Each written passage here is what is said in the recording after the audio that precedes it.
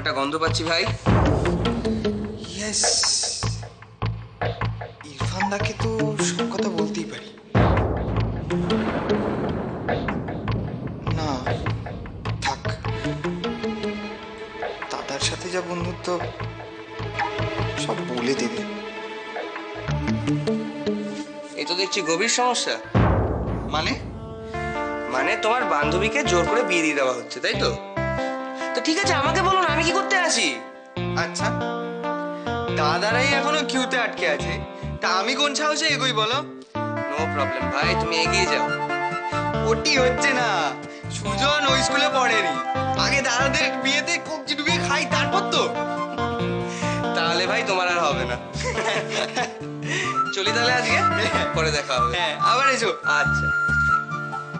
এত নিশ্চিন্ত হলে কি করে? এত টাকা তোমাদের কে দিল? ছেলের ওষুধ, ডাক্তারের ফিস, টেস্ট এক্সেট্রা এক্সেট্রা। কি চন্দ্রা, তুমি এরকম অন্যমনস্ক হয়ে খাচ্ছ কেন? বিষম লেগে যাবে তো। কি ভাবছো কি এত? কেন বলো তো? আমি কি ভাবছি তোমাকে বলতে হবে? সরি, পাচ্ছি না। কিছু বলেছে ওরা? ওরা আমায় কিছু বলেনি, কিন্তু কিন্তু সৈকত দাকে ওরা প্রচন্ড থ্রেট করছে।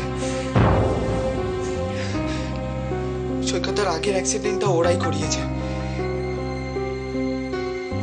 মকবুল ভাই, বর্দি আর সৈকতকে নিয়ে আমার খুব ভয় হচ্ছে। अल्लाह कसम, तुम भाई बहन का ये प्यार देख के मैं ताजुब हो जाता हूँ। सुनो सुजन, मकबूल अभी भी जिंदा है, हाँ? और मकबूल को हारना नहीं आता। এই মুস্কান, আমি না মুড়ি মাখিয়েছি, তোমার আর চাচির চামড়িটা একটু নিয়ে যাবে গো। এই সুজন না আজকাল কি করছে কি জানি। দেখো, এত সন্ধ্যেবেলা হয়ে গেল, এখনো বাড়ি ফেরার নাম নেই। উফ, আর পারি না। অর্জুন সিনহা? না না, অর্জুন সিনহা নন, অন্য আরেকজন।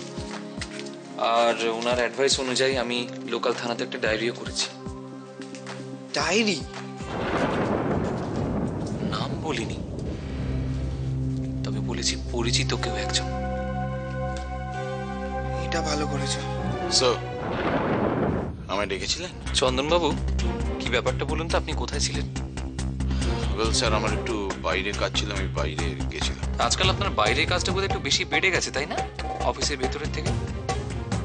আমি অনেকক্ষণ এসেছি। কি করতে হবে বলুন, আমি এক্ষুনি করে দিচ্ছি। স্টোরের ডিটেলসটা নিয়ে আসুন। কেন? Sorry sir.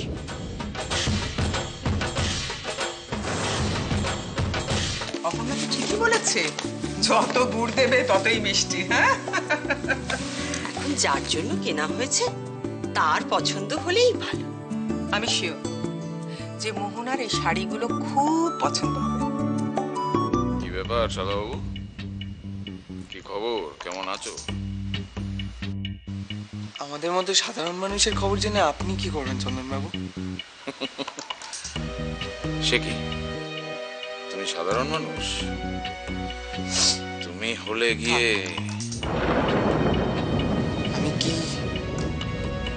আমি কেমন সেটা আমি খুব ভালো করে জানি চন্দনবাবু। আর হ্যাঁ, কি যেন জানতে চাইছিলেন, আমি কেমন আছি? আসলে কি জানেন চন্দনবাবু, আমাদের চাহিদাটা সত্যি খুব কম। তাই সাধারণত আমাদের খবর ভালোই হয়। আসি। ওই তো ওরা এসে গেছে, দেখো মনের কি টান।